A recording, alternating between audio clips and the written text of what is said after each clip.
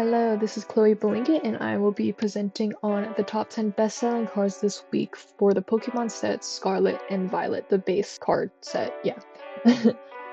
So first I'm going to go over how I choose my top 10. So when choosing my top 10, I calculate my own. I pay most of my attention to sales volume, market price, and market price changes. And this is because in my eyes, the best-selling cards are those that are selling a lot at a relatively high price, considering the card's history and the type of card it is. So in order to calculate my top 10, I look at the top 15 most popular on price charting and the top 15 best-selling on TCG Player related to this set, so in this case, Scarlet and Violet. And then from all those cards I collected, I rank them all based on price point, price change, and sales volume individually. A card's price point is determined by its ungraded price on price charting and its market price on TCG Player. The price change is determined by the price change is dependent on the graph in TCG Player and the pattern of market price over time. And sales volume is determined once again by the graph on TCG Player as well as eBay recent sales, just so that I can get a better look at how the sales for a card looks. From there, like I said, I rank them all based on those individual categories within those individual categories, and then I calculate the final ranking using a point system based on those placements. So first place will get the most amount of points, and last place will get 1 point within each of the categories. And then I total those points to get their final scores, and then choose my top 10 from there. And yeah, from here on out, each slide will contain an explanation of why I believe a certain card is within the top 10, and this will be presented in order of placement. And yeah. Starting with our number 1 card, we have Drowsy 210. This card is an illustration rare card and a full art. So illustration rare cards or full arts are, sorry, those aren't the same thing. Full art cards are the cards you will see the most within the top 10, or that you expect to mainly take up the top 10. And a full art card, in terms of like the Pokemon phrasing, is just a card where the art takes up the whole entire area of the card. And yeah, the specific rarity of this one is an illustration rare, and so because this card is an illustration rare card, which is a pretty good rarity and a full art, collectors are just immediately attracted to it. In terms of the Pokemon itself, this is Drowsy. Drowsy is a Pokemon that is well known due to its psychic abilities and its derpy appearance. This is one of those Pokemon that stay relevant because they have a long-standing joke appeal. And then the artwork for this, since we're talking about full arts that depict calm scenes and daily life tend to sell well. And this is one of those with sort of this festival scene and the use of families. In addition, this card has a very unique concept, as in the art style is very different than what they normally do, as well as the positioning of the Pokemon. Usually we see a lot of center focus Pokemon. We don't see it as much to the side as Drowsy is in this.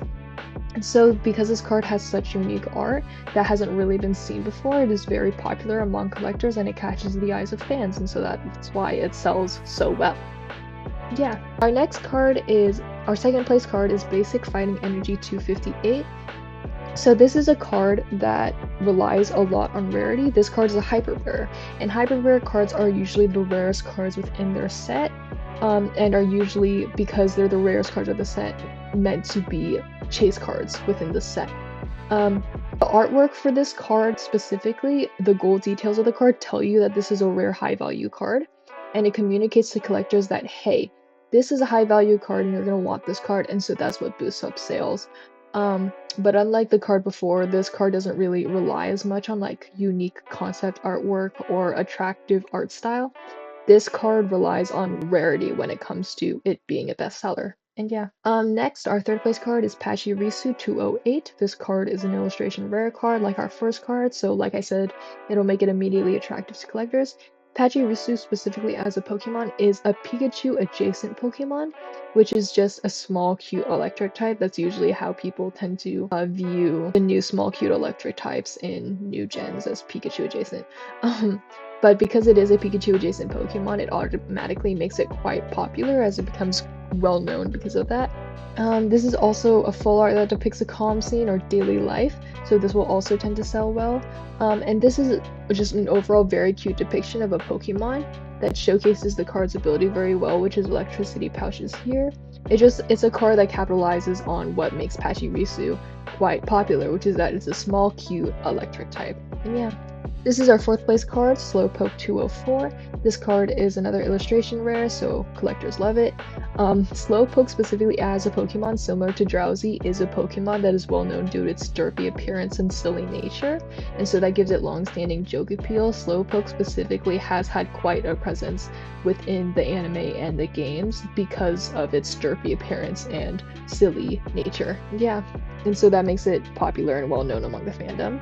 This is another full art that depicts a calm scene, and the foiling and composition of this card makes it read as not really artistic but special to collectors. The way that Slowpoke is positioned and the perspective of the town is, it makes it seem artistic, and collectors like that a lot, and so they will get this card because of that. Number 5, this is Miraidon EX247. This card specifically is a special illustration rare, and a special illustration rare is highly sought after by collectors since they are rarer than illustration rares, and they also tend to be of higher quality. And so if illustration rares are already sought after, special illustration rares are more sought after. In terms of the Pokemon, Miraidon is one of the 2 mascot legendary Pokemon of Scarlet and Violet, and so that makes it popular due to its lore and narrative presence within the video game. And then this is another full art that depicts a calm scene, and this is a very displayable card in the case that Miraidon is in the center and the scene focuses on Miraidon with how the light is shining on it.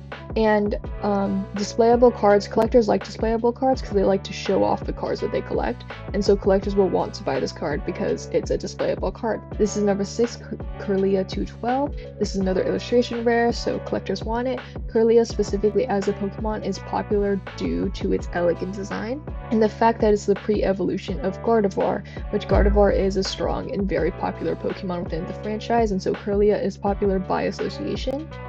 And this is just another full art that depicts a calm scene or daily life, and so it will sell well. Number 7, this is Riolu 215, another illustration rare card.